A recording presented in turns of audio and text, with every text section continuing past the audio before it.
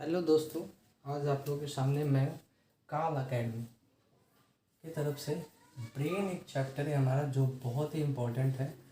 ये सिर्फ competitive examination ही साथ ही हमारा जो करिकुलम होता है क्लास 9, क्लास 10, 11 एंड 12 के लिए भी बहुत इम्पोर्टेंट है। तो सबसे पहले मैं अपने चैनल के बारे में बताऊँ। काल जो मैंने इसका नाम रखा है इसका फुल फॉर्म है knowledge alive, knowledge always alive. इसका मतलब नॉलेज जो होता है कभी ख़त्म नहीं होता। चलिए ये सब बात की बात है। आज हम टॉपिक पर डायरेक्ट फोकस करेंगे क्योंकि ये काफ़ी बड़ी टॉपिक है जिसको मैं चाहूँगा कि एक ही दिन में इसको कंप्लीट कर दूँ। तो जैसा कि टॉपिक आप देख रहे हैं कि ब्रेन, ह्यूमन ब्रेन के बारे में पढ़ेंगे। ह्यूमन ब्रेन लगभग हम बात करेंगे तो सबसे शक्तिशाली, सबसे पावरफुल जो ब्रेन होता है वो ह्यूमन का माना गया, क्योंकि निश्चित है देख चुके हैं कि हमने कितना डेवलप किया। एंशिएंट टाइम से लेकर अभी तक का जो काल हमारा सिर्फ डेवलपमेंट कर रहा, क्योंकि ये सारा पॉसिबल टेक्नोलॉजी वगैरह सब कुछ किसके कारण हुआ? ओनली ब्रेन के कारण हुआ। तो लगभग एवरेज अगर वेट देखा जाए, एवरेज वेट देखा जाए ह्यूमन ब्रेन का, तो लगभग 1 किलो से लेकर 1.5 किलोग्राम होता है एक एडल्ट एवरेज वेट। पहला क्वेश्चन आपका बनता है, एडल्ट एवरेज वेट जो होता है ह्यूमन ब्रेन का 1 केजी से लेकर 1.5 केजी तक होता है। जो अब इसके अलावा जो हमारा फंडामेंटल यूनिट जो होता है इसका brain and nervous system, general हमारे पूरे बॉडी का अगर देखा जाए तो ब्रेन एंड नर्वस सिस्टम। तो इस चैप्टर में हम दोनों कवर करेंगे, ब्रेन भी करेंगे, नर्वस सिस्टम करेंगे। कैसे नर्वस सिस्टम को ब्रेन कंट्रोल करता है, किस प्रकार से जो दोनों एक दूसरे से को रिलेटेड है। ब्रेन के साथ में जो हमारा स्पाइनल कोड होता है, स्पाइनल कोड ये बहुत ज़्यादा सहयोग करता है। किस प्रकार से स्पाइनल कोड जो है ब्रेन को सहयोग करता है और किस प्रकार स्पाइनल कोड डायरेक्ट हमारे मसल्स को काम देता है और जो को रिलेटेड ब्रेन से काम देता है, ये दोनों के बारे में आज हम जानकारी प्राप्त करेंगे। तो कुछ भी स्टार्ट करने के पहले हम पढ़ेंगे ब्रेन के बारे में। ब्रेन डायग्राम यहाँ मैं आपके लिए जस्ट ड्रॉ किया हूँ। इस ब्रेन डायग्राम में देखेंगे 6 पार्ट को हमने डिनोट किया है। सबसे पहला पेरिएटल लॉब हो गया, दूसरा ऑसिपिटल लॉब हो गया, सेरेबेलम हो गया, स्पाइनल कोड हो गया, टेम्पोरल लोब हो गया और फ्रंटल लोब हो गया। ये 6 का डिस्क्रिप्शन मैं धीरे धीरे कर दूंगा। उसके पहले हम अभी देखेंगे कि कहाँ पर हमारा ब्रेन लोकेट होता है। तो हमारा ब्रेन जो होता है ये इंक्लूज होता है स्कल के अंदर। स्कल एक प्रकार का डिब्बा है जो स्केलेटन बना हुआ है, जिसके अंदर हमारा एक क्या होता है, ये ब्रेन इंक्लूड है। इसका मतलब कह सकते हैं कि इसके बाहर में एक जो स्केल है इसके अंदर ही हमारा क्या ब्रेन फिक्स रहता है। कहे तो फिक्स नहीं रहता, मैं आगे बताऊंगा कैसे उसके अंदर इंस्टीट्यूट किया जाता है। ये जनरली क्या 3 भाग में इसको कवर किया जाता है। सबसे पहला फ्रंटल भाग होता है, फिर लैटरल होता है, फिर डॉर्सल प्रोटेक्शन। इस ब्रेन को प्रोटेक्शन देने के लिए 3 पार्ट होता है। तो इम्पॉर्टेंट हो जाता है कि ब्रेन को प्रोटेक्शन देने के लिए सबसे पहला जो हो जाता है वो फ्रंटल पार्ट, यानी कि फ्रंटल पार्ट को, फ्रंट वाले पार्ट को हमें क्या चाहिए? प्रोटेक्शन चाहिए। सेकेंड हो गया हमारा डॉर्सल पार्ट, डॉर्सल पार्ट को हमें क्या प्रोटेक्शन चाहिए। और थर्ड प्रोटेक्शन जो हमारा हो गया लैटरल पार्ट हो गया। तो इस तीनों के बारे में हम डिस्क्रिप्शन में पढ़ेंगे। तो from the facial bones and the remaining 8 from the cranial bones. ये क्या होता है? एक क्रेनियल बोन्स होता है जिसके कारण ये पूरी तरीके से हमारा ब्रेन अगर सुरक्षित रहता है। सोच के देखिए कि ब्रेन जो हमारा काफ़ी सोफिस्टिकेटेड पार्ट है, इस सोफिस्टिकेटेड पार्ट को हमें काफ़ी अच्छा, अगर इसे नहीं बचाया जाए तो पीपल क्या हो सकता है, निश्चित है कि ये हमारे ही स्कल के पार्ट से कोलाइड कर सकते हैं और हमारे ब्रेन को डैमेज हो सकता है। सोचिए जो पार्ट, जिस पार्ट में हमारा ब्रेन होता है, अगर ये कोलिजन अगर इस पार्ट से कर जाए किसी कारण, बस हमारे कूदते समय, खेलते समय या किसी टाइम में अगर ये कोलाइड हो जाए तो ब्रेन सोफिस्टिकेटेड है तो क्या हो जाएगा? डैमेज हो जाएगा। तो इसके लिए हमें काफ़ी सुरक्षा, काफ़ी सिक्योरिटी इसको दिया गया। तो क्वेश्चन इंपॉर्टेंट यहाँ जाता है कि जो स्कल होते हैं हमारे, जिसके अंदर हमारा ब्रेन होता है, जो स्कल का हिंदी ही होता है खोपड़ी, जिसके अंदर हमारा ब्रेन होता है, जो स्कल होता है कितने बोन से मिलकर बना होता है? तो ये क्वेश्चन है, इंपॉर्टेंट एमसीक्यू क्वेश्चन है। तो 22 बोन्स मिलकर हमारा स्कल तैयार होता है, यानी 22 बोन्स मिलकर हमारे स्कल बनते हैं।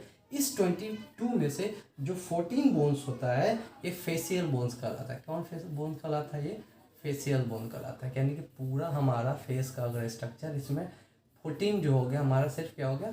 फेशियल बोन्स कहला। उसके अलावा जो बचा 8 बोन्स होते हैं, 14 में से 8 बोन्स होता है, ये प्रोवाइड करता है हमारे जो ब्रेन है, ब्रेन के क्रेनियल पार्ट में, ब्रेन के क्रेनियल बोन्स को बनाता है। क्रेनियल बोन्स को ये बनाता है। Okay, cranial bones. तो फिर से एक बार देखेंगे कि स्कल जो हमारा होता है, पूरा खोपड़ी जो होता है जो हमारे ब्रेन दिमाग का, उसमें 22 बोन्स क्या होते हैं? 22 बोन्स मिलकर स्कल बनते हैं। इस 22 बोन्स में 14 बोन्स होता है जिसको फेशियल बोन्स कहते हैं। क्या बोन्स कहते हैं? Facial bones.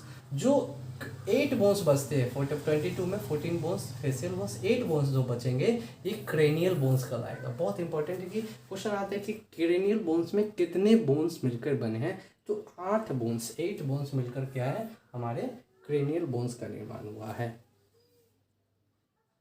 इसके आगे हम देखेंगे कि ये जो हमारा ब्रेन होता है, ये ब्रेन एक लिक्विड के अंदर भरा होता है। ये ब्रेन जो होता है एक लिक्विड के अंदर भरा होता है। इसी लिक्विड का जो नाम होता है, इस लिक्विड का नाम सेरेब्रोस्पाइनल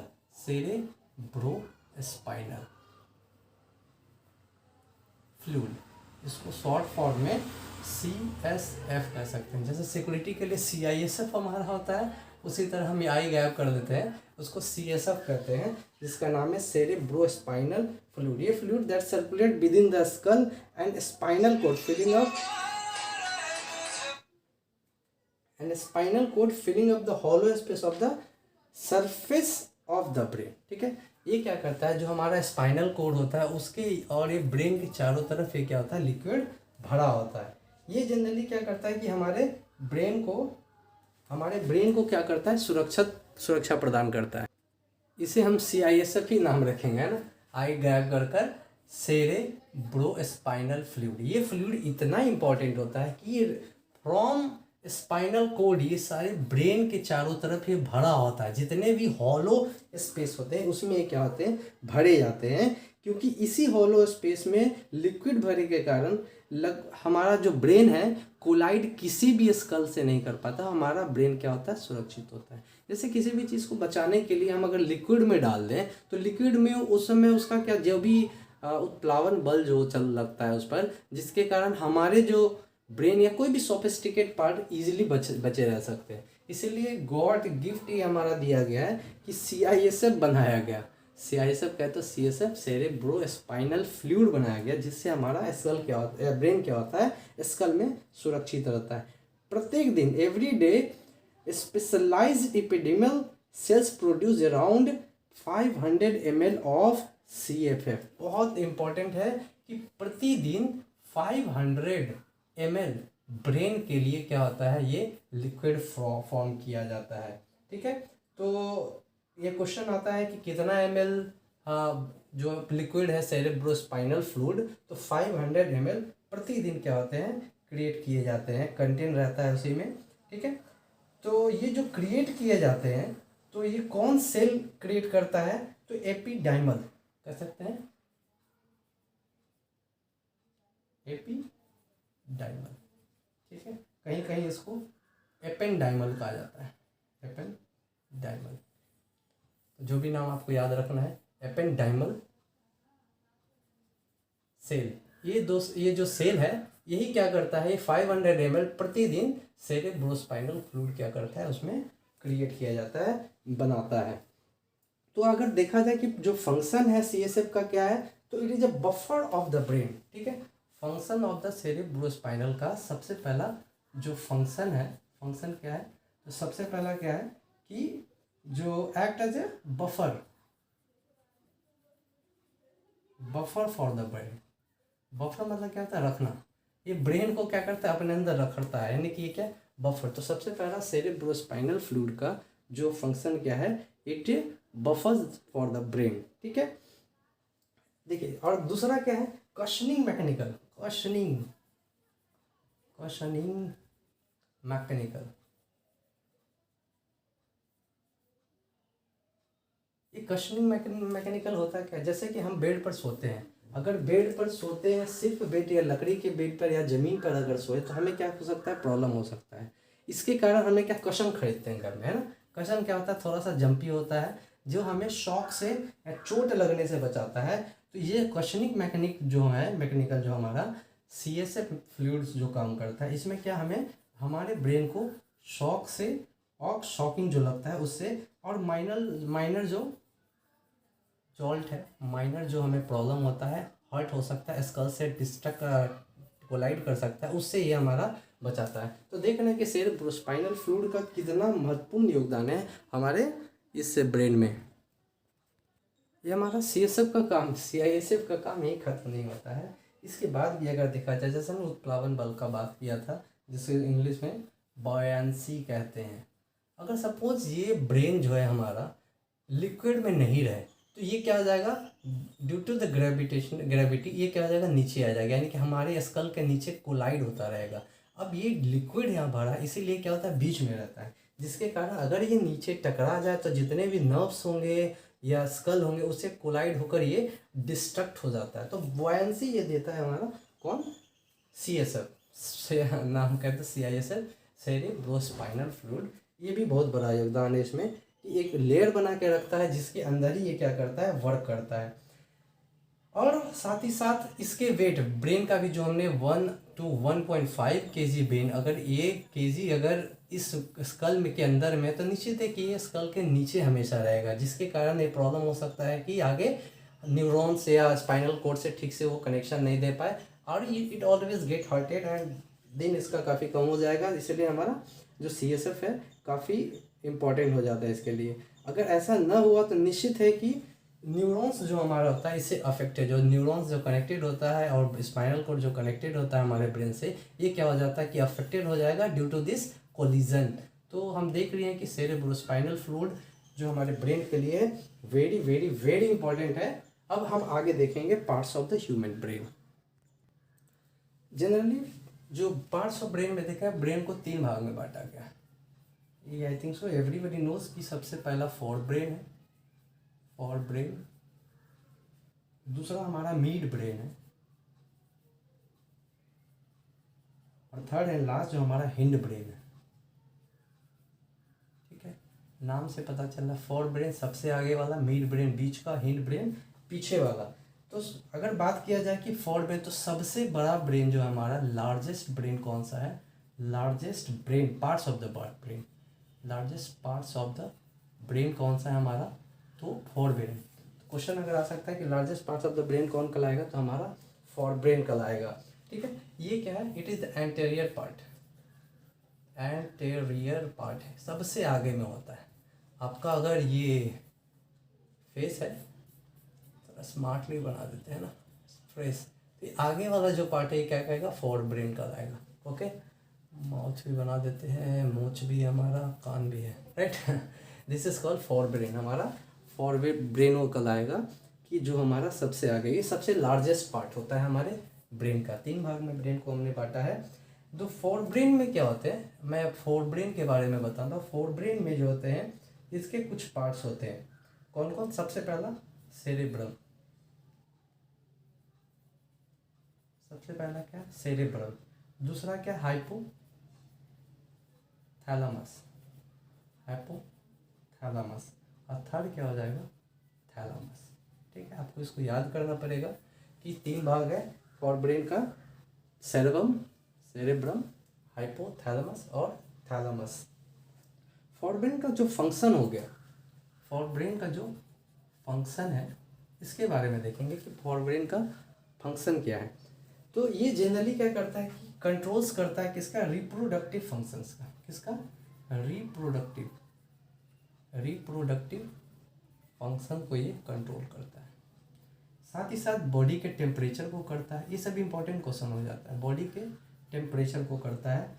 हमारे इमोशंस का, सबसे बड़ी बात कि दिन भर हम जो भी सोचते हैं, थिंकिंग, जितना भी थिंकिंग करते हैं, हमारा किसमें यह फंक्शन है हमारा फोर ब्रेन का। सारे थिंकिंग, दिन भर का थिंकिंग उसी में आता है। इसीलिए कभी भी दर्द होता है, जो ज़्यादा सोच लेते हैं, तो बाम हम यहाँ लगाते हैं, झंडू बाम लगाते हैं, जो बाम कहाँ लगाते हैं, आगे में, कभी भी पाछे में नहीं लगाए हैं।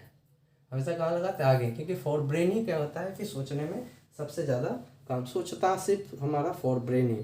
ठीक है, अगर हमें भूख लगा है, हंग्री है, और या स्लीप आ रहा है, हमें नींद आ रहा है, या नींद नहीं आ रहा है सोचने के कारण, तो कौन सा? फॉर ब्रेन के कारण ये सारी प्रॉब्लम होती है। तो फॉर ब्रेन का काफ़ी ज़्यादा इम्पोर्टेंट है हमारे ब्रेन के लिए। नेक्स्ट जैसा है आपके सामने मिड ब्रेन। मिड ब्रेन जो है, जैसे एक फॉर ब्रेन सबसे बड़ा था, मिड ब्रेन क्या सबसे छोटा है, स्मॉलेस्ट, कहीं के अरेंजिंग में भी आ जाता है। और this is called the centre part, central part, this is called the central part of the brain. ठीक है, तो फॉरहेड सबसे आगे का था, सबसे बड़ा था, मिड ब्रेन क्या हुआ, सबसे छोटा है, और सेंटर पार्ट, इसके बीच वाले पार्ट में हमारा ये मिड ब्रेन रहता है। ओके, बीच वाले, आगे हम देखेंगे, क्लियर करेंगे क्या का। इस मिड ब्रेन में क्या कंसिस्ट होता है? तो सबसे पहले टेक्टम होता है। क्या होता है? टेक्टम। दूसरा क्या होता है? Tegmentum, tegmentum. ठीक है, मिड ब्रेन में दो पार्ट्स कंसिस्ट होते हैं, पहला टेक्टम और दूसरा टेगमेंटम। हमने देखा था फॉर ब्रेन में सेरेब्रम होता था, हाइपोथैलेमस होता है, थैलेमस होता है। तो क्वेश्चन आ सकता है कि हाइपोथैलेमस ब्रेन के किस पार्ट में पाया जाता है? तो फॉर ब्रेन में पाया जाता है। थैलेमस किस में है? तो फॉर ब्रेन में है। सेरेब्रम किस में है? तो फॉर ब्रेन में है। अगर आपसे पूछा जाए टेक्टम किस में है? तो मिड ब्रेन में है। और साथ ही साथ टेगमेंटम किस में है? तो हमारा ये किस में आता है? तो मिड ब्रेन में आता है। हम इसको भी क्लियर करेंगे जैसे जैसे आगे बढ़ेंगे, क्योंकि जो हमारा वीडियो काफ़ी लंबा हो जाएगा, जिसके कारण अभी हम सिर्फ इसके पार्ट्स को पढ़ेंगे, फिर अलग से एक टॉपिक में जिसमें टेक्टम, टेगमेंटम और सेरेब्रम, हाइपोथैलेमस, थैलेमस के बारे में हम जानकारी देंगे। नेक्स्ट जो आपके सामने टॉपिक है ये है हिंड ब्रेन। ये लास्ट ब्रेन पार्ट है जो लोअर पार्ट कहलाता है, lower part of the brain. Lower part of the brain कौन होगा? तो hind brain. It also the question of MCQ, जैसे which part is the lower part of the brain, that is called hind brain. Hind brain में क्या होता है? Cerebellum होता है। याद कीजिएगा, दोनों में अंतर है। जो हमारा फॉरवर्ड, जो फर्स्ट जो था हमारा फॉर ब्रेन, उसमें सेरेब्रम था, सेरेब्रम। ठीक है, सेरेब्रम छोटा है ये। जो हमारा हिंड ब्रेन में, इसमें सबसे पहला पाया गया सेरेबेलम, सेरेबेलम। तो कंफ्यूज मत होइएगा, सेरेबेलम। ठीक है, सेरेबेलम क्या है? हिंड पार्ट में है। सेरेब्रम जो था ये हमारा फॉर ब्रेन में था। दूसरा सबसे इंपॉर्टेंट क्वेश्चन जो हमेशा आया था, मेडुला किस पार्ट में है? मेडुला जो है हमारा हिंड ब्रेन में, पश्च मस्तिष्क में मेडुला पाया जाता है। लास्ट में जो है पोन्स, पोन्स कहाँ पाया जाता है? जो पोन्स है हमारे हिंड ब्रेन में पाया जाता है, पोन्स। इसके बारे में भी पढ़ेंगे, कहाँ कहाँ कौन सा पाया गया जाता है। तो सबसे पहले ये तीन आप आराम से इसको लिख लीजिए। The 3 region of the hind brains coordinate all process necessary for the survival. ये तीन जो है सर्वाइवल के लिए बहुत इंपॉर्टेंट है। सर्वाइवल मतलब ठीक से जीवन जीने के लिए बहुत इंपॉर्टेंट है। इसी में क्या होता है आपका, इसी में आपका ब्रीथिंग आता है। क्या क्या आता है लिखेंगे। सबसे पहले ब्रीथिंग, सांस लेने के बगैर, सांस के बिना हम जीवन असंभव है। सांस लेना यानी कि हिंड ब्रेन से ही हम जो प्रोसेसिंग होता है ब्रीथिंग का। Heart beat is control by this only. उसके बाद स्लीपिंग हमारा फॉर ब्रेन में भी था, और इसमें भी स्लीप का प्रक्रिया है जो बहुत इंपॉर्टेंट है। अगर हम कोई बंदा ठीक से जाग नहीं पाता है, ठीक से सो नहीं पाता है, तो इसका प्रॉब्लम उसके हिंड ब्रेन में कुछ इशू है, जिसके कारण सो नहीं पा रहा, वेकफुलनेस नहीं हो पा रहा है, जाग नहीं पा रहा, उसको जागने में प्रॉब्लम हो रहा है।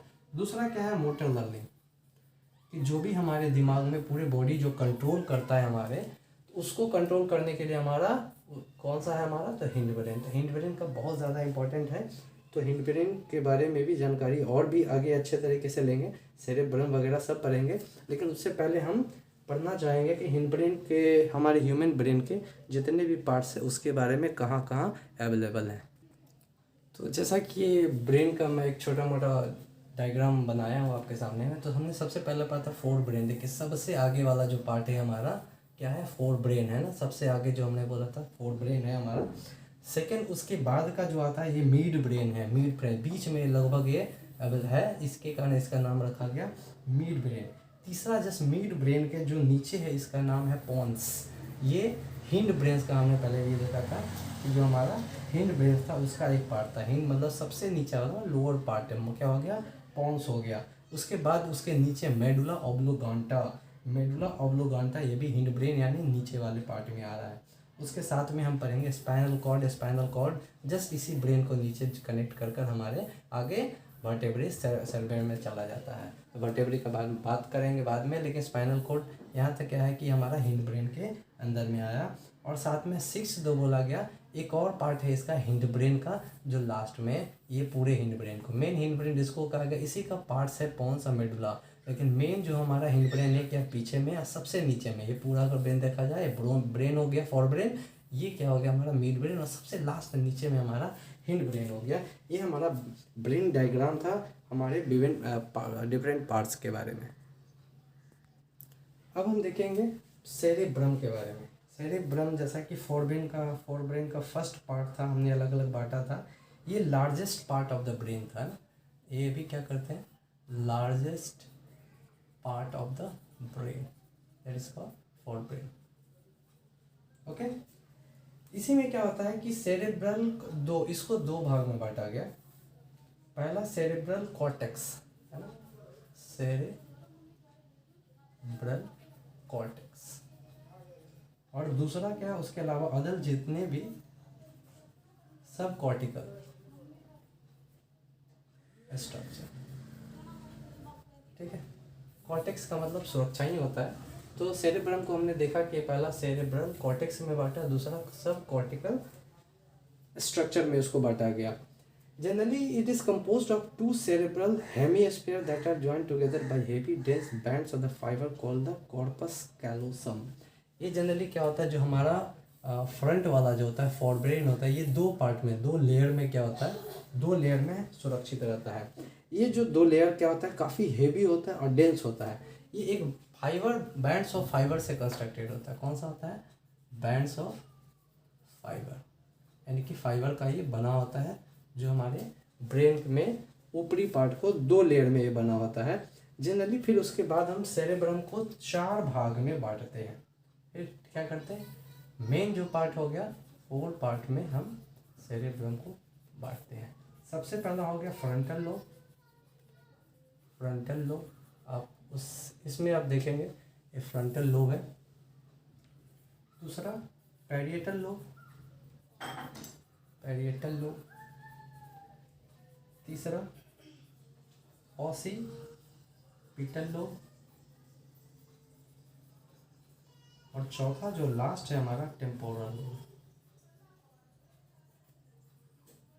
जैसा कि फोटो में देख रहे हैं कि फ्रंटल लोब यहाँ हमारा हो गया, पैरेंटल लोब यहाँ हमारा हो गया, ऑसिपिटल लोब यहाँ हो गया, और लास्ट टेम्पोरल लोब हमारा यहाँ हो गया। तो ये पूरा का पूरा जो ऊपर वाला भाग है, पूरा का जो सबसे फर्स्ट पार्ट ऊपर वाला, ये हमारा कौन सा कहा था, फोरब्रेन कहा था। तो फोरब्रेन के लिए इसी में एक पार्ट बटा था जो सेरेब्रम के नाम से जाना जाता है। फिर सेरेब्रम का जो ऊपरी पार्ट है वो 2 लेयर में बना, और ये 2 लेयर जो है बैंड्स ऑफ फाइबर से बना हुआ है, जो इसे मजबूती प्रदान करता है, काफ़ी मोटा होता है। इसी सेरेब्रम को हम 4 पार्ट में बांटे, पहला फ्रंटल लोब में बांटे, दूसरा पैरिटल लोब में, ऑसिपिटल लोब में, और इसे हम लास्ट टेम्पोरल लोब में बांटे हैं।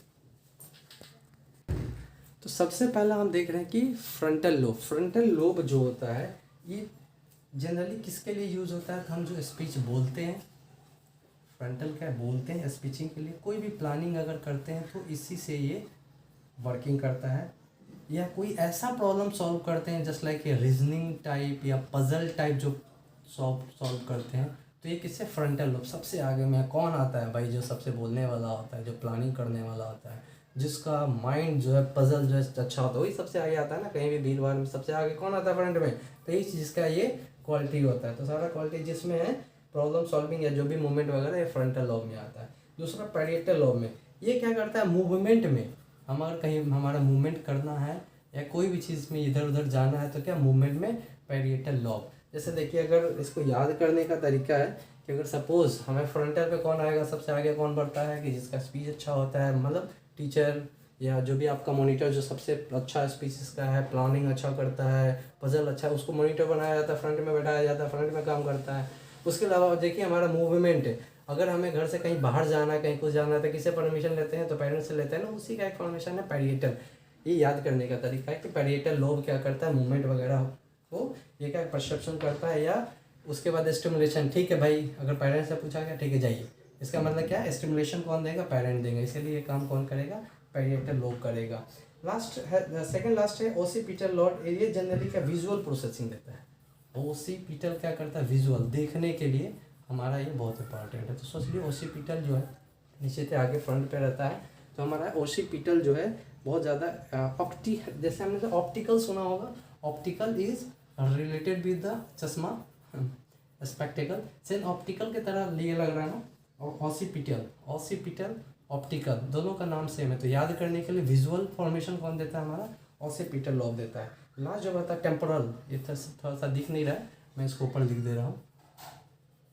टेम्पोरल लॉब, ये जो लॉब होता है ये रिलेटेड टू परसेप्शन होता है और आपके मेमोरी में काम आता है। क्या कहता है? Temporary memory, temporary memory of perception. क्या आप सोचते हैं उसके बारे में, ये काम करता है रिलेटेड टू ब्रेन में। और जितने भी स्पीच वगैरह यहाँ से, क्योंकि निश्चित मेमोरी, अब कोई भी चीज़ हम याद करेंगे फ्रंटल लोब में, तो किससे याद करने के लिए तभी तो चाहिए ना। अगर हम बोलते हैं कोई चीज़ तो सबसे पहले टेम्पोरल में थोड़ा सा याद करते हैं और उसी को स्पीच बनाकर फ्रंटल लोब में हम उसको आगे बढ़ाते हैं। जनरली अगर देखा जाए, ब्रेन जो है consist of 2 type of tissue. हमारा जो ब्रेन जो बना है, ब्रेन 2 प्रकार के टिश्यू से बना है। ठीक है, टिश्यू अगर देखा जाए तो कितने 2 टाइप्स के टिश्यू से बना है। पहला grey matter tissue, grey matter, और सेकंड जो हमारा है वो white matter tissue, white matter tissue. ये इंपॉर्टेंट है, याद रखेंगे। टिश्यू जो है ब्रेन का 2 प्रकार का टिश्यू है, grey matter and white matter. जो ग्रे मैटर है उसमें मेनली क्या हो जाता है कि अलग अलग टाइप के सेल इसमें होते हैं। ग्रे मैटर में अलग अलग टाइप के सेल्स पाए जाते हैं। जनरली ये बना होता है, जो हमारा ब्रेन है, बल्क ऑफ द ब्रेन जो है हमारा मेनली जो है brain consist of grey matter से। तो ये क्वेश्चन इंपॉर्टेंट हो जाता है कि हमारा जो ब्रेन होता है मेनली किस टिश्यू से बना होता है? तो ग्रे मैटर से बना होता है। और जो वाइट मैटर होता है ये एक्सॉन्स से बना होता है। किससे बना होता है? एक्सॉन्स। इसमें ब्रेन का एक पार्ट है एक्सॉन्स, उससे क्या होता है, इस टिश्यू से हमारा वाइट मैटर बना होता है। ये जो which connects various grey matter areas of the brain with each other. इसी ग्रे मैटर को एक दूसरे से कनेक्ट करने के लिए वाइट मैटर है। सपोज टिश्यू, बहुत सारा टिश्यू है, अब ये कौन सा टिश्यू है? Grey matter. इसको कनेक्ट करने के लिए वाइट मैटर जो है टिश्यू जो है इसके साथ काम करेगा, जो एक्सॉन के रूप में काम करता है। इसका मतलब एक टिश्यू से लेकर 2 टिश्यू के बीच में जो एरिया होता है, जो टिश्यू होता है, वो एक्सॉन कहलाता है। और ये एक्सॉन जो होता है क्या होता है? वाइट मैटर होता है। ठीक है, ये बहुत इंपॉर्टेंट है। फिर से एक ब्रेन जो है टिश्यू से मिलकर बना होता है, 2 टिश्यू से, grey matter, white matter. Grey matter से ही लगभग पूरा हमारा ब्रेन बना होता है। ये जो ग्रे मैटर होता है ये connected with the other grey matter, यानी अदर सेल्स। वो किसको कौन जोड़ता है उसको? तो वाइट मैटर जोड़ता है। जो जोड़ता है वो एक्सन कहलाता है। ये एक्सन बहुत इंपॉर्टेंट है हमारा पर, grey matter, white matter, it is more important, so note it down. तो आगे देखेंगे कि जो हमारा सेरेब्रम होता है, जो हमने अभी पढ़ा था, सेरेब्रम का जो एक्सटीरियर, बाहर का जो पोर्शन होता है, जो सेरेब्रम का ये बाहर वाला जो पोर्शन होता है, बाहर का जो पोर्शन होता है, इसको क्या कहते हैं? कॉर्टेक्स कहते हैं। क्या कहते हैं? कॉर्टेक्स।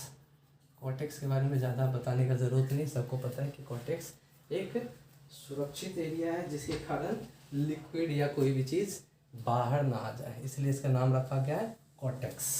ठीक है, इस कॉर्टेक्स का दूसरा भी नाम है, उसे कहा गया सेरेब्रल मेंटल। Cerebral mental. याद करने के लिए आप सोचिए, हमारा अर्थ का क्रस्ट के ऊपर वाले भाग को मेंटल कहते हैं। क्यों? क्योंकि उसका ऊपर कवर है। तो हमारे ये ब्रेन का जो है ऊपर वाला पार्ट है, दैट इज कॉल्ड कॉर्टेक्स भी कहा गया, उसी को सेरेब्रल मेंटल भी कहा गया है। ये सेरेब्रल क्या था? आउटर में पूरा फैला होता है, इसीलिए इसका बहुत बड़ा, इसीलिए कहता है लार्जेस्ट एरिया। पूरे के पूरे स्कल को ब्रेन के ऊपर में, सॉरी स्कल नहीं, ब्रेन के ऊपर में छाया रहता है, इसीलिए सबसे लार्जेस्ट कहलाया, जैसा कि हमने पहले बताया है। इस सेरेब्रम में जो भी है उसके अलावा और भी कुछ इंक्लूड्स किए जाते हैं। तो सबसे पहला है सेंसर एरियाज। इसमें क्या होता है? Sensor areas. ये सेंसर एरियाज क्या होता है कि जितने भी मैसेज बाहर से आती है, इसका मतलब हमारे न्यूरॉन से और या जितने भी हमारे बॉडी के पार्ट्स से इलेक्ट्रिकल स्पाइक्स जो आते हैं ये रिसीव करता है, इसीलिए इसको क्या कहें? Receive the messages. Receive the messages कौन रिसीव करेगा? तो सेंसर है। सेंसर एरियाज कहाँ होता है? तो सेरेब्रम में होता है, ठीक है। दूसरा कहते हैं एसोसिएशन एरियाज। एसोसिएशन एरियाज दूसरा क्या कहलाता है? एसोसिएशन एरियाज कहलाता है। ये एरिया जो होता है कि इनकमिंग जितने भी इंफॉर्मेशन है ये रिसीव किया, तो इनकमिंग जितने भी मैसेज पूरे पार्ट्स ऑफ बॉडी से आते हैं, जितने भी सेंसस एरिया से इनकमिंग मैसेज जो आते हैं, सेंसरी इंफॉर्मेशन आते हैं, ये क्या करता है कि सेंसरी और मोटर एरिया से कनेक्ट करता है। किसको करता है? सेंसरी मोटर एरियाज, मतलब जो आगे वर्क करना है। तो सबसे पहले सेंसर एरिया रिसीव कर लिया मैसेज, ये क्या किया? एसोसिएशन एरियाज को भेजा जहाँ पर ये सेंसरी मोटर एरिया के साथ कनेक्ट, यानी कि सारा जो इन्फॉर्मेशन है मोटर एरियाज को दे देगा। और इसका थर्ड पार्ट जो कल आया ये है मोटर एरियाज। मोटर एरियाज ये क्या करता है कि जितने भी एक्शन होते हैं वॉलंटरी मसल से, मैं बताऊंगा वॉलंटरी इनवॉलंटरी मसल्स क्या होता है। वॉलंटरी मसल्स का जितने भी काम होता है तो ये किससे लेता है? एसोसिएशन एरिया से लेता है। सबसे पहले मान लीजिए कोई भी सिग्नल आपके पैर में कहीं भी चोट लगा, पैर में कहीं चोट लगा, तो ये क्या होता है? हमारे नर्व्स के थ्रू होते हुए, स्पाइनल कॉर्ड के थ्रू होते हुए सेंसर एरियाज के पास पहुंचेगा। सेंसर एरियाज का सेरेब्रम में। सेरेब्रम कहाँ पर है? तो हमारे फोर ब्रेन्स में। फोर ब्रेन्स के सेंसर एरियाज में हमारा पहुंचा, ये एक रिसीव मैसेज किया कि हमें चोट लगी है पैर में। ये क्या करेगा? एसोसिएशन एरियाज को देगा। एसोसिएशन एरिया क्या करेगा? इसी सेंसर एरिया से कनेक्ट कर देगा किसको? मोटर एरिया को। मोटर एरिया को बताया कि भाई साहब हमारे पैर में चोट लगी है तो आप कुछ कीजिए, तो ये अपना मोटर चलाएगा, इसीलिए इसका नाम मोटर एरिया रखा गया है। मोटर एरिया करेगा, अपना एक्शन देगा, वॉलंटरी एक्शन की आप ब्रेन अब ऑर्डर देगा कि अपना पैर हटा लो, आपके पैर में चोट लगी है, वहाँ पर जख्म लगी है तो उसमें दवा लगाओ, जो भी लगाओ, यह सारा काम मोटर एरियाज करेगा। तो ओवरऑल अगर देखा जाए तो सेरेब्रम का फंक्शन क्या है? फंक्शन सेरेब्रम का सबसे पहला फंक्शन जो है हमारा कि रिस्पॉन्सिबल फॉर थिंकिंग है। क्या है? हमने बोला था सबसे आगे है, इसीलिए सबसे ज़्यादा थिंकिंग करता है। ज़्यादा थिंकिंग करने पे दर्द होता है सर में, जो आगे वाले पार्ट में होता है, इसीलिए बाम वहाँ लगाते हैं, है ना। तो सबसे पहला उसका काम थिंकिंग होगा। इंटेलिजेंस है, कितना आप इंटेलिजेंस है, इंटेलिजेंट है, it will depend upon your cerebrum. Cerebrum आपका कैसा है? सेरेब्रम कहाँ पर है? तो हमारा फोर ब्रेन में पाया जाता है। तो पहला थिंकिंग। दूसरा इंटेलिजेंट अब कितना है? कॉन्शसनेस कितना? निश्चित है कॉन्शसनेस होगा ही, अगर आपका थिंकिंग अच्छा है, इंटेलिजेंसी है तो कॉन्शसनेस तो होना ही है। चौथा पार्ट मेमोरी, अगर सब कुछ बढ़िया है तो मेमोरी भी आपका कैसा होगा? बढ़िया होगा। ये चार फंक्शन हमारा किसका है? तो हमारे सेरेब्रम फंक्शन का। उसके अलावा भी कि हियरिंग और विज़न, हियरिंग और विज़न ये दो पार्ट किस में आ जाते हैं? हमारे ये फोर ब्रेन के सेरेब्रम में आ जाते हैं, क्योंकि आँख के नज़दीक और कान के नज़दीक है हमारा ये पार्ट, इसीलिए ये सेरेब्रम का एक फंक्शन भी है जिसके कारण ये कंट्रोल किया जाता है। नेक्स्ट आज फोर ब्रेन का जो हमारा है कि थैलेमस। ये थैलेमस जो होता है स्मॉल स्ट्रक्चर होता है, ज़्यादा बड़ा नहीं होता है। सेरेब्रम की तरह ये स्मॉल स्ट्रक्चर होता है, ठीक है। सबसे पहला पॉइंट आप लिखिएगा, स्मॉल स्ट्रक्चर होता है। ये क्या करता है कि it is located right above the brain. क्या होता है कि राइट, पूरे के राइट वाले भाग में क्या होता है? हमारा ये थैलेमस पाया जाता है। याद रखिएगा कहाँ पर? ये राइट भाग में हमारा थैलेमस होता है। और generally responsible for relying sensory information from sense organ. जितने भी सेंस ऑर्गन्स, यानी कि सबसे पहले हमारे सब मैं बता दूं सेंस ऑर्गन्स कितने हैं? 5 सेंस ऑर्गन्स हैं। कौन कौन से हैं? तो सबसे पहला नोज़ हो गया, दूसरा क्या हो गया? हमारा टंग हो गया, ईयर हो गया, स्किन हो गया, आइज हो गया, ठीक है। ये 5 जो हमारे सेंस ऑर्गन्स हैं, ये किससे कनेक्टेड होंगे? तो थैलेमस से होंगे। तो सबसे पहला जो भी कुछ होगा सेंस किया जाएगा, कहाँ जाएगा? थैलेमस में जाएगा, ठीक है। तो ये सेंसरी इन्फॉर्मेशन कहाँ पर आता है? थैलेमस में आता है। ये और भी क्या होता है कि दूसरा इसका काम, पहले तो रिसीव किया, और दूसरा काम क्या है कि जब मोटर सारा फंक्शन कर देता है, हमने देखा कि मोटर बोला कि भाई अब आगे काम करो, अगर मान लीजिए हाथ जल गया तो हाथ हटाने का काम ये मोटर इन्फॉर्मेशन से लेता है थैलेमस, और फिर ये सेंस ऑर्गन को देता है, ठीक है सर, दो काम है, एक रिसीव करना इन्फॉर्मेशन को, दूसरा क्या करना, ट्रांसमिट करना अपने सेंस ऑर्गन्स को। इसका और भी काम क्या होता है कि ये generally movement and control, movement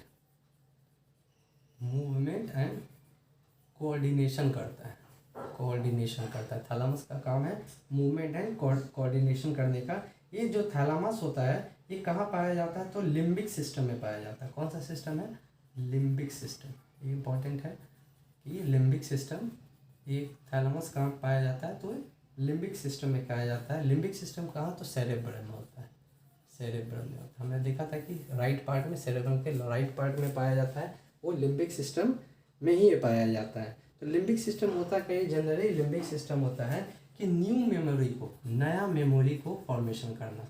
कौन सा मेमोरी, न्यू मेमोरीज को फॉर्मेशन करना, ठीक है। लिम्बिक सिस्टम का काम ही होता है कि जैसे ही यहाँ से रिसीव सिग्नल किया, मेमोरी में डाला कि भाई प्रॉब्लम हुआ है आगे मोटर फंक्शन का, फिर ये भूल गया। अब नया मेमोरी क्या करेंगे, मोटर जो इसको ऑर्डर देगा कि भाई आप अपना हाथ हटा लीजिए, आपका पैर जल रहा है, तो ये इन्फॉर्मेशन न्यू मेमोरी बनाकर फिर से ये क्या करता है, अपने सेंस ऑर्गन्स को देता है। तो ये बहुत इंपॉर्टेंट है कि, और साथ ही साथ ये स्टोर भी करता है। सिर्फ नया मेमोरी बनाने के साथ ये पुराना जो भी काम हुआ उसको ये याद भी रखता है। अगला थैलेमस के बाद आया हाइपोथैलेमस। ये बहुत छोटा पार्ट होता है लेकिन बहुत ही इसेंशियल पार्ट है, बहुत इसेंशियल पार्ट हमारे ब्रेन का ये है, ठीक है। ये इतना महत्वपूर्ण है और ये कहाँ पाया जाता है, तो थैलेमस के नीचे, इसीलिए इसका नाम रखा गया। ये थैलेमस राइट साइड है, उसके ये नीचे पाया जाता है हाइपोथैलेमस। यहाँ थैलेमस है, हाइपोथैलेमस उसके नीचे पाया जाता है, इसलिए hypothalamus. It is consider the primary region of the brain. ये जनरली क्या है, प्राइमरी रीजन। अगर क्वेश्चन आया कि primary region of the brain कौन सा है, primary region of the brain कौन सा है, तो primary region of the brain हमारा हाइपोथैलेमस है। इसमें कुछ चीज़ इन्वॉल्व होते हैं, तो क्या क्या इसमें चीज़ इन्वॉल्व हुआ है, हम एक पॉइंट वाइज करके इसको देखते हैं। सबसे पहला हाइपोथैलेमस,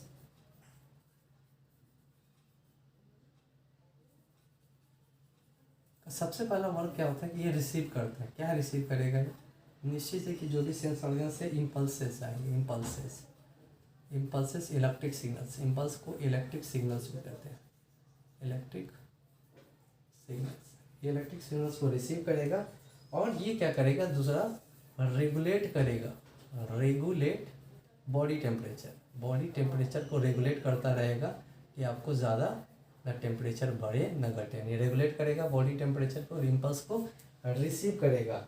ये आपके मूड और फंक्शन को कंट्रोल करेगा। क्या करेगा, मूड एंड इमोशंस को कंट्रोल करेगा। तो ये सब क्वेश्चन आता है कि मूड इमोशंस कौन कंट्रोल करता है, तो आपका हाइपोथैलेमस करता है। साथ ही साथ हमारे sense of taste and smell को, क्योंकि नाक के थोड़ा नज़दीक रहता है, स्मेल और टेस्ट को क्या करेगा, सेंस करने का काम हाइपोथैलेमस ही करेगा। साथ ही साथ ये क्या करेगा, आपके भूख, अपेटाइट, आपको भूख लगा है ये बताएगा, एपेटाइट भूख को बताएगा। और साथ में आपके हार्ट बीट को भी ये कंट्रोल करेगा। क्या करेगा, हार्ट बीट को कंट्रोल करेगा। आपके ब्लड प्रेशर, आपके अगर थैलेमस में थोड़ा, हाइपोथैलेमस में थोड़ा इशू है तो बीपी आपका गड़बड़ सकता है, हार्ट बीट गड़बड़ सकता है, और साथ ही साथ भूख में आपको प्रॉब्लम हो सकती है। ये जो भी हमारे नर्वस सिस्टम से जो भी मैसेज आता है इसको कोऑर्डिनेट करता है, कोऑर्डिनेट करेगा इसको। तो जो मैसेज कहाँ से आएगा, नर्वस सिस्टम से आएगा। कोई भी नर्वस सिस्टम से प्रॉब्लम आ रही है, कुछ भी आ रही है, कोऑर्डिनेट करेगा और आगे इसको बताएगा। कह सकते हैं जस्ट लाइक ये बूथ पर का काम कर सकता है, हमारा जो कॉल सेंटर होता है कि सब कुछ रिसीव करता है और कंट्रोल करता है। और इसके साथ में क्या करता है, सबसे महत्वपूर्ण है कि ये सिंथेसाइज करता है। क्या सिंथेसाइज मतलब होता है बनाना। क्या बनाता है, तो द बॉडी का इसेंशियल हार्मोन्स को ये बनाता है और उसमें ये मदद करता है। मच मोर इम्पॉर्टेंट है कि ये काम ये करता है।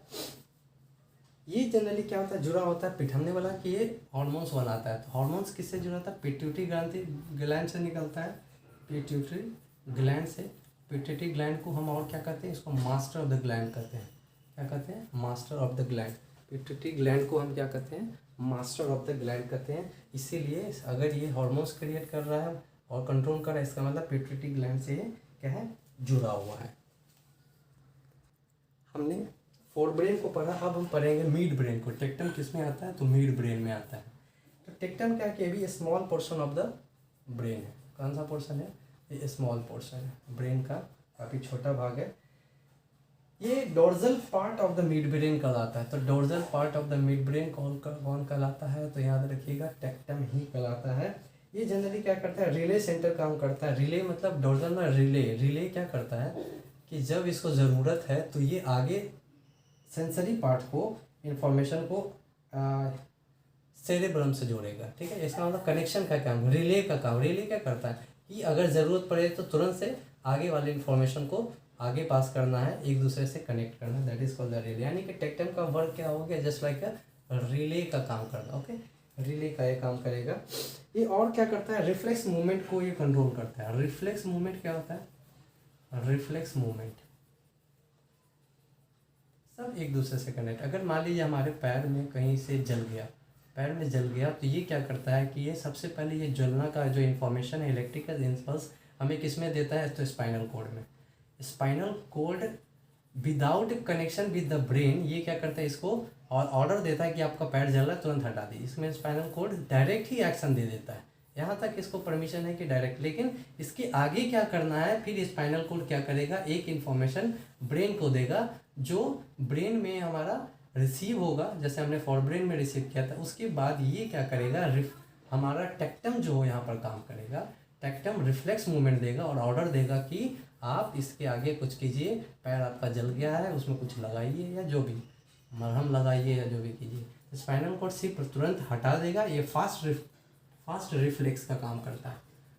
स्पाइनल कॉर्ड फास्ट रिफ्लेक्स का काम करेगा, लेकिन अदर जो काम करेगा मेन रिफ्लेक्स मूवमेंट हमारा टेक्टम के द्वारा किया जाएगा। It provides a passage of the different neurons moving and out the cerebrum. Cerebrum के आउट होने के, यानी कि वहाँ से ऑर्डर जाने के लिए ये पाथ फॉलो करता है। ये भी इम्पल्स भेजता है अलग अलग, जहाँ जिसको प्रॉब्लम होती है। ये रिफ्लेक्स का मतलब ही होता है जैसे ही उसके पास है वो रिफ्लेक्ट कर दे उसके सॉल्यूशन के साथ में। अगला पार्ट है टेगमेंटम का। ये भी एक रीजन है जो ब्रेन स्टेम की तरह काम करता है। टेगमेंटम क्या करता है? ब्रेन स्टेम, जैसे पौधे में स्टेम होता है, इसी में ब्रेन में एक स्टेम की तरह ये काम करता है टेगमेंटम। ठीक है, बहुत कॉम्प्लेक्स स्ट्रक्चर है जिसमें बहुत सारे कंपोनेंट होते हैं। इसमें बहुत ज़्यादा ही ये क्या है कि कॉम्प्लेक्स है। जनरली इन्वॉल्व होता है बॉडी के मूवमेंट में। कहाँ होता है? तो टेगमेंटम बॉडी के मूवमेंट में, बॉडी का मूवमेंट। ये सब आप लिखते जाइएगा, बहुत इंपॉर्टेंट है। और इसके साथ स्लीपिंग में अटेंशन किस प्रकार का आप कहाँ देते हैं, अगर आपका अटेंशन ठीक नहीं है, कहने के टेगमेंटम में आपका कुछ प्रॉब्लम है। और बहुत सारे रिफ्लेक्सेस में भी काम करते हैं जल्दी रिएक्ट करने के लिए। ठीक है, ये क्या मिड ब्रेन का पार्ट है, जैसे पहले ही हमने देखा था। ये कनेक्ट विद द थैलेमस से किससे जुड़ा होता है? थैलेमस से जुड़ा होता है। किससे जुड़ा होगा ये? थैलेमस से, सेरेब्रल कॉर्टेक्स से, कॉर्टेक्स सबसे बाहर वाला पार्ट से, और साथ ही साथ लास्ट स्पाइनल कॉर्ड से ये जुड़ा होता है। स्पाइनल कॉर्ड से जुड़ा होता है। टेगमेंटम के बारे में इतना ही है, आगे देखते हैं। हमने अभी तक पढ़ा था सेरेबेलम के बारे में, अभी हम पढ़ेंगे सेरेब्लम के बारे में। सेरेबेलम जो होता है ये second largest part of the brain होता है। ठीक है, सेकेंड लार्जेस्ट पार्ट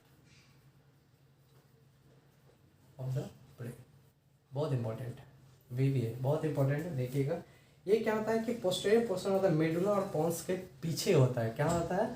मेडुला और पोन्स के पीछे होता है। हमने पिछले भी फोटो में देखा था कैसे पीछे होता है, आप बैक करके देख लीजिएगा। Cerebellum and cerebrum are separate by the cerebellum और सेरेब्लम, इसको सेपरेट किया जाता है बाय द सेरेबेलर टेंटोरियम के द्वारा। ठीक है, एक फीचर्स है जिसमें किसके द्वारा? तो टेंटोरियम सेरेबेलर। ठीक है, बहुत इंपॉर्टेंट है कि अगर सेरेब्रम और सेरेबेलम जो है दोनों को कौन अलग करता है? तो सेरेबेलर टेंटोरियम, टेंट लगा कर, या देखिए टेंट लगा के उसको अलग कर दिया गया, दोनों को टेंट लगा दिया गया बीच में। ठीक है, cortex is the outer face of the cerebellum. Cerebrum का जो आउटर फेस, इसका भी क्या है? कॉर्टेक्स है। जैसे हमने सेरेबेलम में देखा, सेरेब्रम में देखा, तैसे सेरेबेलम में भी क्या है? कॉर्टेक्स कहलाएगा। क्या कहलाएगा? कॉर्टेक्स, बाहर वाला जो पार्ट कहलाएगा। और इसी सेरेबेलम जो कॉर्टेक्स है उसके पैरेलल में एक और क्या होता है? कि एरिया घेरा रहता है रिंग टाइप, उसे क्या कहते हैं, फोलिया कहते हैं। इसके अंदर एक और रहता है, ये क्या कहलाता है, फोलिया कहलाता है। ये इंपॉर्टेंट है, क्या है, फोलिया कहता है। इसके अलावा सेरेब्रम के जो होते हैं बहुत सारे पेडुंसल्स होते हैं। सेरेब्रम न्यूक्लियाई इसके अंदर है, न्यूक्लियाई भी एक पाया जाता है। और इंटीरियर और पोस्टीरियर में लॉब्स भी निकले होते हैं, बहुत सारे लॉब्स होते हैं। ये सब बात की बात है। इसमें भी क्या कहते हैं कि दो हेमिस्फीयर होते हैं सेरेब्रम में। सेरेब्रम का देखा था तो दो हेमिस्फीयर इसमें भी होते हैं, चारों तरफ से घेरे में। पहला जो होता है ग्रे कॉर्टेक्स होता है, और दूसरा जो होता है इनर वाइट मेडुला होता है, वाइट मेडुला। ठीक है, cerebrum consist of two hemisphere, the outer grey cortex, सबसे बाहर आउटर ग्रे कॉर्टेक्स हुआ, इनर में जो होता है वाइट मेडुला होता है। अंदर में क्या होता है, वाइट मेडुला होता है। इंपॉर्टेंट है, जस्ट नोट इट डाउन। इसका जनरली रिस्पॉन्सिबल क्या हो जाता है, कोऑर्डिनेट और मेंटेनिंग द बॉडी बैलेंस। क्या होता है, मेन इंपॉर्टेंट क्या हो गया इसका, कोऑर्डिनेट करेगा। कोऑर्डिनेट करेगा, क्या करेगा, अगर हम वॉकिंग करते हैं, अगर प्रॉब्लम है तो आप ठीक से वॉक नहीं कर पाइएगा, हिलते डुलते रहिएगा वॉकिंग में, रनिंग में। ठीक है, यानी कि सेरेबेलम का बहुत इंपॉर्टेंट है। राइडिंग, स्विमिंग और उसके अलावा बहुत सारे वॉलंटरी मूवमेंट होता है, उसमें ये काम करता है। तो इस प्रकार से हम देखें कि क्या क्या का, अब इसका मेन फंक्शन देखते हैं। तो हमारा जो सेरेबेलम का था, सेरेबेलम, इसका मेन फंक्शन अगर देखा जाए तो सबसे पहला कि इट सेंस इक्विलिब्रियम। इक्विलिब्रियम मतलब क्या, कि सब बैलेंस बना के चलेगा। अगर नहीं होगा तो हम गिर जाएंगे, चल नहीं पाएंगे, दौड़ नहीं पाएंगे। दूसरा, इन्फॉर्मेशन को भी ये ट्रांसफॉर्मेशन आगे करता है, ट्रांसफ़र द इन्फॉर्मेशन। नीचे की इन्फॉर्मेशन आगे करेगा ना ब्रेन को आगे, तब तो हम कहेंगे कि भाई गिर नहीं पा रहे हैं या गिर रहे हैं, तो उसको बचाने के लिए, ठीक करने के लिए आई मूवमेंट के कोऑर्डिनेट करता है। आई मूवमेंट को ये क्या करेगा, कोऑर्डिनेट करेगा। किसको करेगा, आई मूवमेंट को ये कोऑर्डिनेट करेगा। साथ ही साथ वॉलंटरी मूवमेंट को कंट्रोल करेगा। ये voluntary movement connected with the equilibrium है, वॉलंटरी मूवमेंट। ठीक है, अदर जो हो गया बॉडी के जो भी इंटीरियर और एक्सटीरियर लोब्स है, इसको कंसर्न किससे करेगा, स्केटल मूवमेंट से। ठीक है, स्केटल हमारा जो दिमाग का है उससे ये कंट्रोल करेगा। और साथ ही साथ जो मोटर एक्शंस होते हैं, जो फाइनल जो हमारा एक्शन कहलाता है, मोटर एक्शन कहलाता है, उसको ये क्या करेगा, कंट्रोल करेगा। मोटर एक्शन को भी ये कंट्रोल करेगा। और वॉकिंग, स्विमिंग, ये सब कंट्रोल करने के लिए हम पहले ही इसको बता चुके हैं। इसके बाद एक हमारा आता है कि पॉन्स के बारे में। पॉन्स क्या होता है, ये हिंड ब्रेन में, सबसे पहले इस कहाँ पर ये हिंड ब्रेन पश्च मस्तिष्क में होता है। ये primary structure of the brain stem, brain जो स्टेम का इसका सबसे प्राइमरी स्ट्रक्चर था, हमने पीछे देखा था, यहाँ पॉन्स आया था, उसके ऊपर मेडुला आया था। तो ये प्राइमरी स्ट्रक्चर ब्रेन का स्टार्टिंग यहीं से होता है। मिड ब्रेन और मेडुला ऑब्लिगेंटा, मेडुला यहाँ हो गया और यहाँ पर मिड ब्रेन, ये दोनों को जोड़ने के लिए पॉन्स का काम करते हैं। ठीक है, ये जनरली ये भी रिले सिग्नल के तरह काम करता है। किसके तरह काम करता है, तो रिले सिग्नल का ये काम कर between the lower cerebellum, spinal cord and mid brain, cerebrum, ये सारे को क्या करता है, कॉर्ड करता है, एक पार्ट बनाता है। तो मेन फंक्शन अगर हम इसका देखा जाए तो स्लीपिंग साइकिल को कंट्रोल करता है। किसको करता है, स्लीप साइकिल को कंट्रोल करता है। पहला पॉन्स क्या करता है, स्लीपिंग साइकिल्स को कंट्रोल करता है। दूसरा क्या करता है कि फ्रीक्वेंसी, रेस्पायरेशन, जो फ्रीक्वेंसी होता है उसको कंट्रोल करता है। रेस्पायरेशन फ्रीक्वेंसी को ये कंट्रोल करता है। ये क्या करता है कि इंफॉर्मेशन को ट्रांसफ़र करता है, transfer the information to cerebellum, cerebellum to motor access, to motor cortex कह सकते हैं ना। सेरेबेलम से लेकर इंफॉर्मेशन मोटर को देता है, कौन, पॉन्स देता है।